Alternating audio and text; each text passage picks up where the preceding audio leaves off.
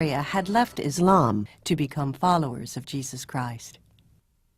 In one city in China, more than 20,000 came to faith in Jesus Christ in a 4-year period, resulting in more than 500 new churches. In Latin America, 2 Baptist unions, in the face of great persecution, grew from just 235 churches in 1990 to more than 1,500 Baptist churches and more than 33,000 believers. And among a people group in northern India, they grew from 29 churches to more than 4,300 churches and 300,000 believers in 11 short years. God's Spirit is moving like never before, sweeping through this world and pouring into the hearts and lives of millions of people. As reports pour in daily to the International Mission Board about the miraculous and dramatic movement of God, missiologists have struggled to identify and describe what's happening on a global scale. This special and unique movement, this dramatic outpouring of grace, this explosion of new believers and new churches is called a church planting movement.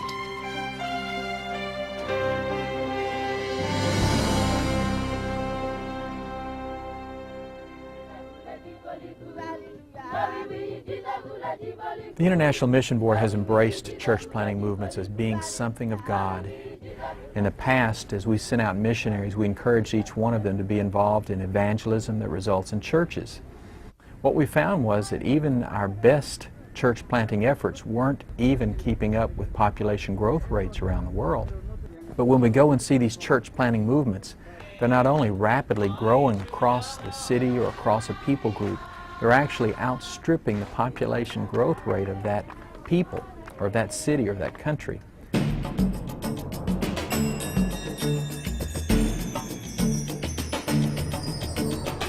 A church planting movement is a rapidly multiplying increase of indigenous churches planting churches within a given people group or population segment.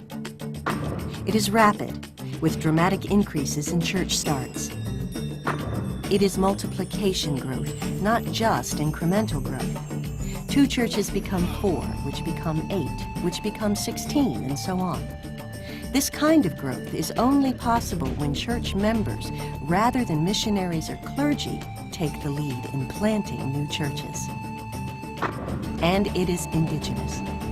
While missionaries and clergy may provide an initial thrust, the energy and momentum comes from within the people group itself. We're seeing young couples, we're seeing young adults, we're seeing people about 2 by 2 leaving their village, going to the next village, and literally with not more than a Bible in their hand, the Holy Spirit in their heart, starting new groups, leading people to faith, starting new churches that are meeting in homes there, organizing some training programs and moving on. It is exciting. It's a fun time to be a missionary.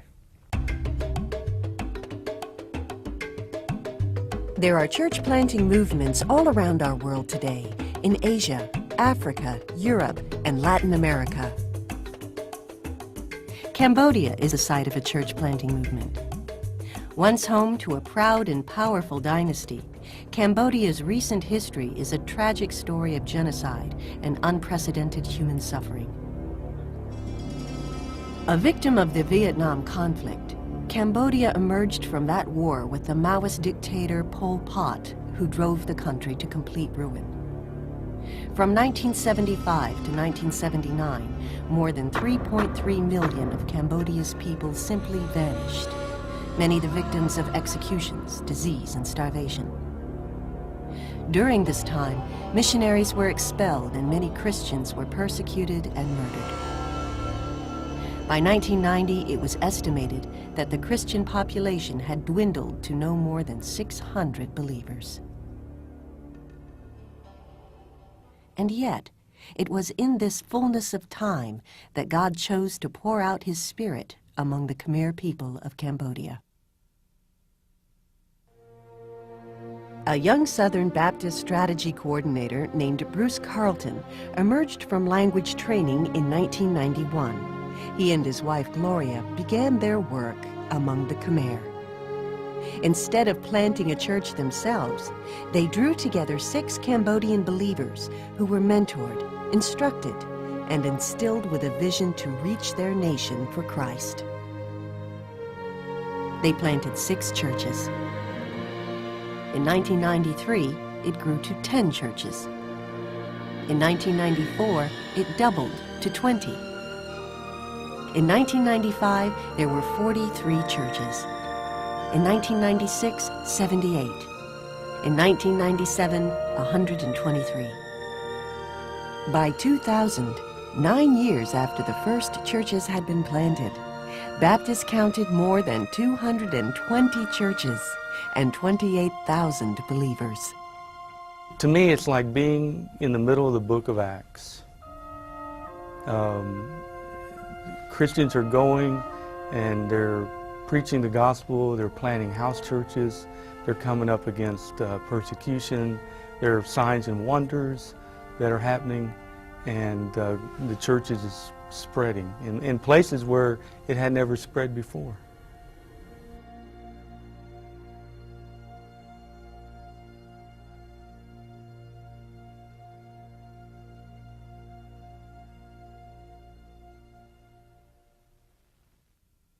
While circumstances and details of church planting movements vary from people group to people group, strategists have observed 10 characteristics which seem to be common to all.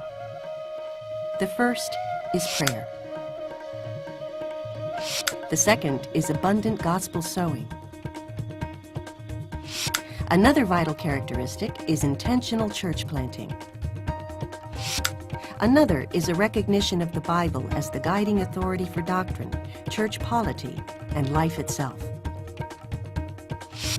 In a church planting movement, local believers, rather than outsiders, hold the key positions of leadership and responsibility. Further, these leaders are primarily lay leaders, not professional clergy or missions professionals. A seventh characteristic is that these churches meet as cell or house churches, often with congregations of between 10 and 30 members. Another vital characteristic is that churches are planting the churches. Missionaries and others may plant the first few churches, but soon the church members themselves take on this task, and the process of growth begins. In church planting movements, the growth is always rapid and nearly out of control.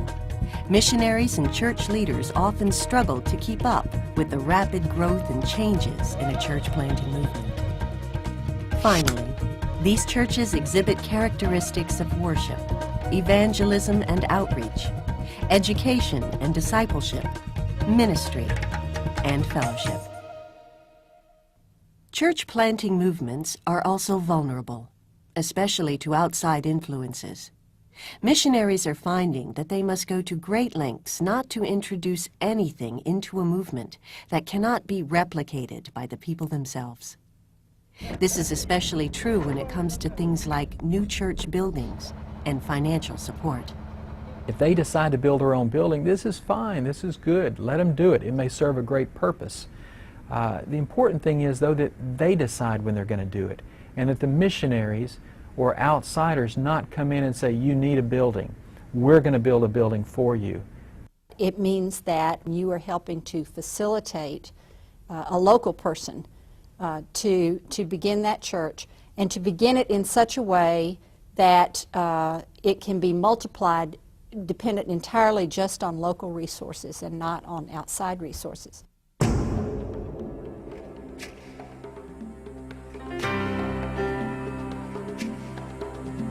God is at work in exciting and wonderful ways throughout our world.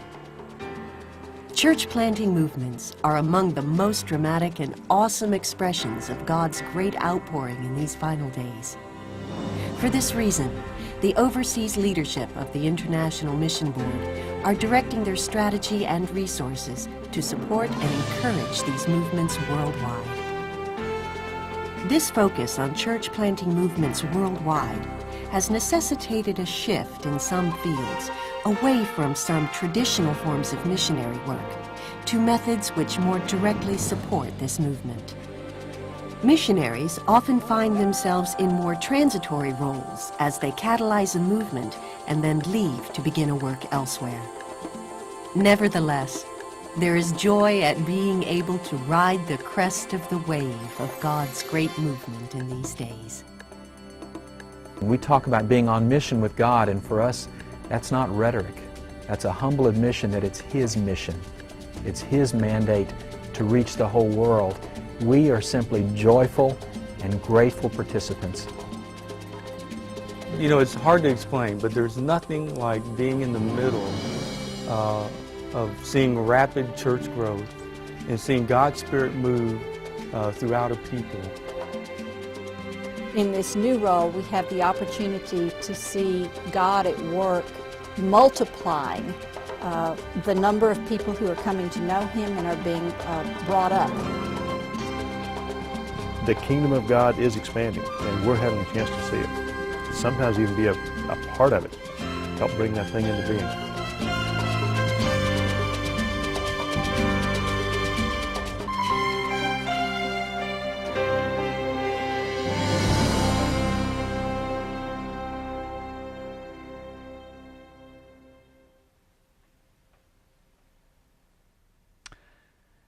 The Simple Church Network has intentionally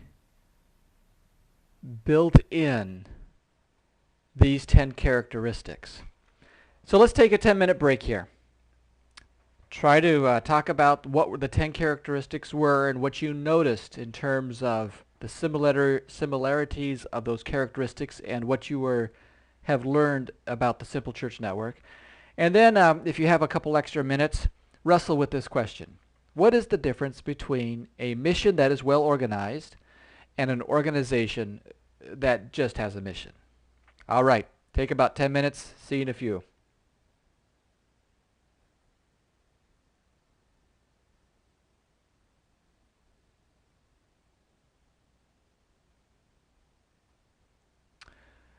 Welcome back. I hope your discussion was meaningful, and I hope it was inspiring. Session 4, how to start a simple church in your area. Again, as has been our custom, I'd like to start with a video clip. It's about faith jumping. And this video clip shows a bungee jumper who is going to jump with a bungee cord, and down in the water, unbeknownst to him, is an alligator or crocodile that tries to snatch him. And then we'll talk about what it means to be a faith jumper and jump into the water and be on mission with God. Here he is, Big Doug. Make sure they tie it right, son. Scouts. Crikey, that's high. Here we go. 3. Go on, Doug. Hey! 3, 2. Oh, he's gone. He's gone already. Here we go.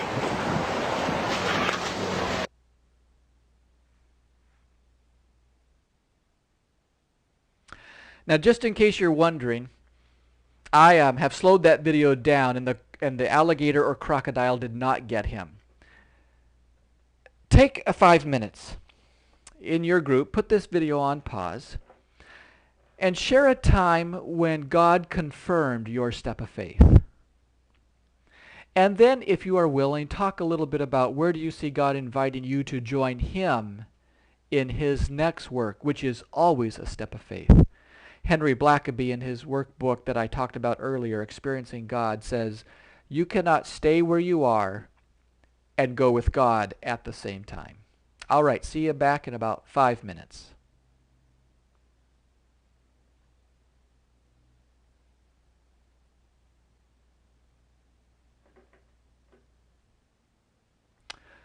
Welcome back. I've taken you to the web page, simplechurchathome.com. This is the home page. Want to highlight a few items here before we dive into just the real practical, okay, how do I get started? What do I do next? You'll notice that there is a black bar across the top. On the left-hand side, it says Login, Online Giving. Then in the middle, it says Newsletter Subscription. If you have not yet signed up for your individual copy of the Simple Church newsletter. It's a newsletter that we call the Occasional. The reason we chose that name is it does not control us. The goal is to reach secular and unchurched people with the everlasting gospel. And as we do that, we send out occasional newsletters. But do go there. That's where you will be kept up to date on the latest different things as groups start around the world. Of course, there's some YouTube videos. We have our own YouTube channel and then a Facebook blog that you'll find interesting. On this home page, on the left-hand side, you see home page and you see Why Simple Church, which covers some of the statistics that we've already looked at. Is it in the Bible? Covers some biblical background.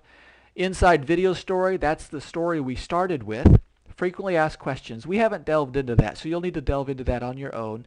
News and newsletter items, we have not looked at that, so there's a number of things you'll find very interesting. The picture slideshow just shows pictures of a house church. Downloads, again, you're on your own, number of items that you can download. But the next one, how do I get started? This is where you need to go to actually start Phase 1 training. When you click on this How Do I Get Started link, it will take you to this page. Simple Church Training Process, Step 1. Complete the online Phase 1 training. Start there. And that Start Here link that's in purple will take you into Session 1, and from there you can process through all 7 sessions. The next step along the way is to build a Core 4 frontline missionary team to go through Phase 1 training with them.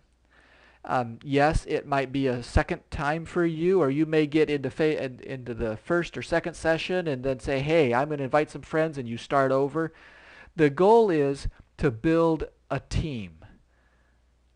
After your Core 4 team has completed Phase 1 training, the next step is to contact Simple Church. When you contact us is when we give you the link to the shared missionary vision. And when we have received that commitment link, then you're given the web page to set up your username and password, which will give you unlimited access to Phase 2 training. Now, for those of you who are Bible workers, pastors, church leaders, church administrators, on the right-hand side you see a big, it's where it says, click here if you're interested in becoming a Simple Church coach. Simple Church home grows their coach. There's a gentleman named Bill Eastman, and he talks about coaching, and one thing I learned from him was that it is not fair to ask somebody to coach something that they've never done. It's not fair for the coach to try to kind of fake it, and it's not fair to those who are being coached to be given advice and counsel and direction from someone who's never walked in those shoes before. And so Simple Church is home growing their own coach base. And there are several pastors and Bible workers who are in the training process to become Simple Church coaches. Ultimately,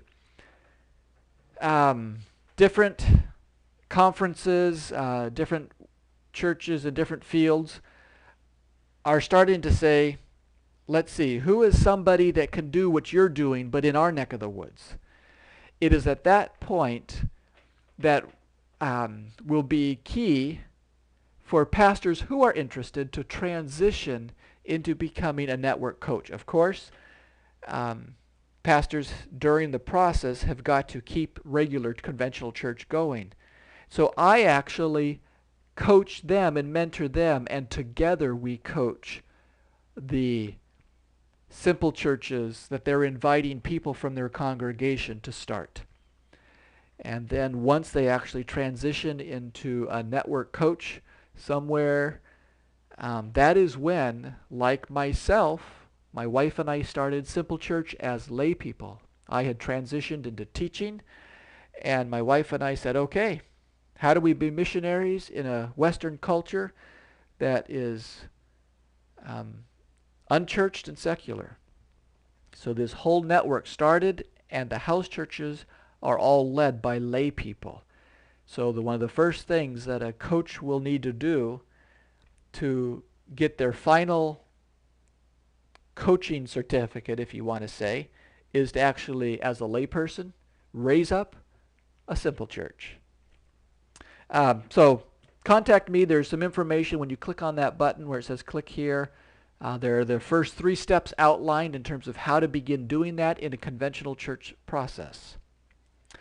Well, I have thoroughly enjoyed spending this time with you. I hope you have been inspired. I hope you have been convicted at a deeper level, at a deep enough level that it leads to action. For if we keep doing what we've always done, we're going to get what we've always got. And there are people in your neighborhood, in your community, who will never walk into a conventional church. Again, this is not a critique on conventional churches. Our culture has shifted, and we must become missionaries and retool ourselves to reach people with the everlasting gospel of Jesus Christ. For those of you who this is your first exposure, I'm going to encourage you to spend some time in prayer this evening, and spend some time in prayer and fasting and seeking God's direction. God will lead you. I am reminded that we can never stay where we are and go with God at the same time. The important thing is that you go with God wherever He leads you. And if that involves simple church missionary planting, wonderful. If not, following God is more important than anything else. I'm sure there are people watching who are saying, hey, we already have a house church going. We're kind of alone. We're somewhat connected, but we're really not connected into a network. We would love to partner with you. We would love to take and learn from what you have done, see where we can come along and say, hey, here's what we're learning on a bigger picture of the network scale. We'd love to take you through the process so that you're up to speed with the training that all the other simple churches go through. And of course, those steps will give you access to all the free resources that are being developed for simple church missionaries around the world. Of course, being part of the network is where you will have a coach who has raised up and multiplied a simple church. So you won't be teamed up with someone who is in an office somewhere who's never done it. We want this to be grassroots, practical, and authentic from start to finish.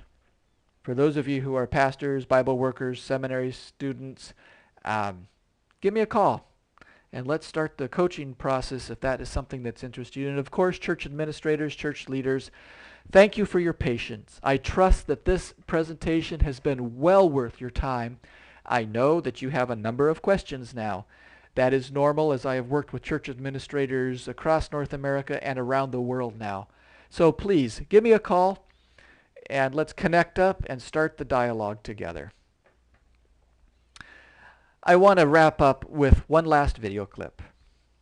It's called Friend or Foe, and I think you will see why it's pertinent to what we've been talking about here.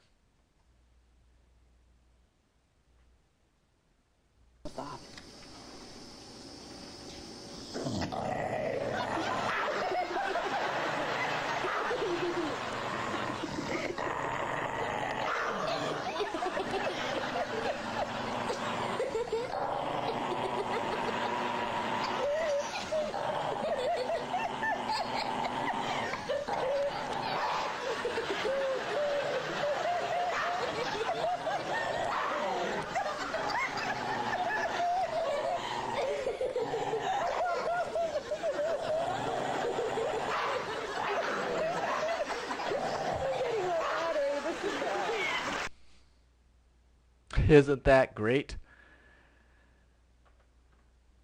Well, as you close, for those of you who are in groups, ask the question together, as brothers and sisters in Christ, what can we learn from this video clip?